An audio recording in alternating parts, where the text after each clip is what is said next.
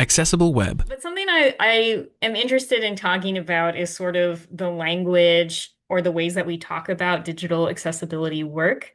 And the work that we're doing, whether that's, in my role as a specialist and consultant or within an organization, either as, a kind of a official accessibility advocate in your job title, or if you are being a champion beyond your job description, which we love to see.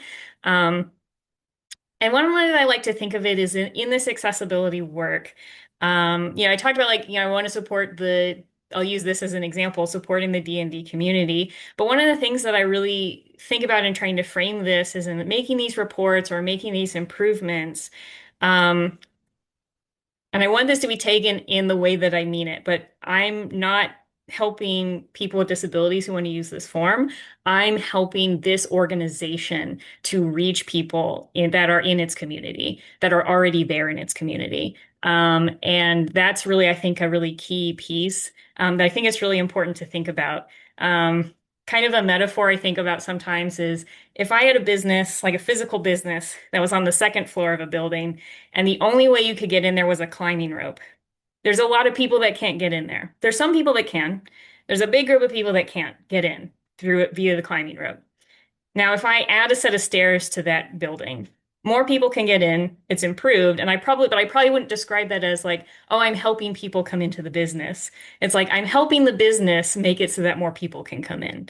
And then if we take it a step further and like, hey, I'm going to add an elevator to this building, then we've expanded it even further. And again, I wouldn't frame it as I'm helping people get into the business. I'm helping the business bring more people in.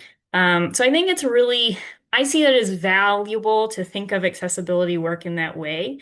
Um, I think for a few reasons. Is one is that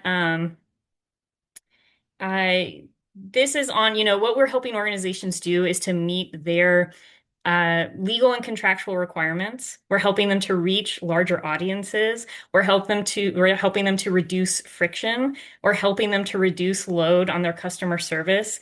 We're helping the organization in a lot of different ways.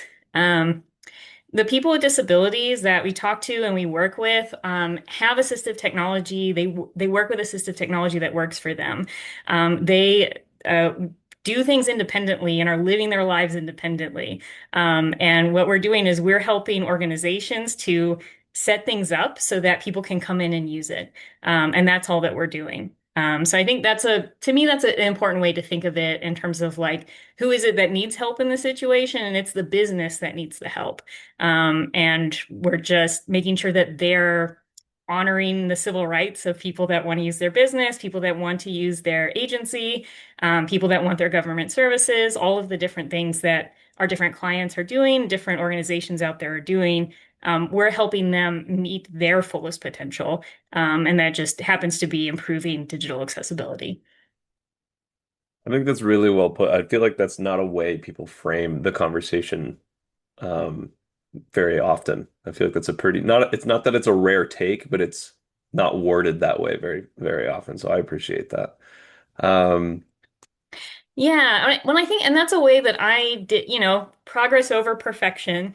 That would be a way that I would frame things a lot. Like I'd be like, hey, like when you describe your images thoroughly, it helps people with disabilities know what the images are about. When really, in the way I try to think of it now is, it's not so much it helps people do things, but people can do things. So it's like yeah. if your images are described as text alternatives, people with disabilities can access that information. It's not helping them access that information. It's just creating the framework and the infrastructure where they can do it. And I don't know, to me, that felt like a meaningful shift in how I sort of think and talk about this. And in terms of like, that this isn't like, I guess not to get too far maybe into tangential things, but that it's not like a paternalistic, like we're coming in and helping the people. It's like we're helping the organizations. Hmm. The people are good. The people got solutions. We just need to get out of the way, basically. Right.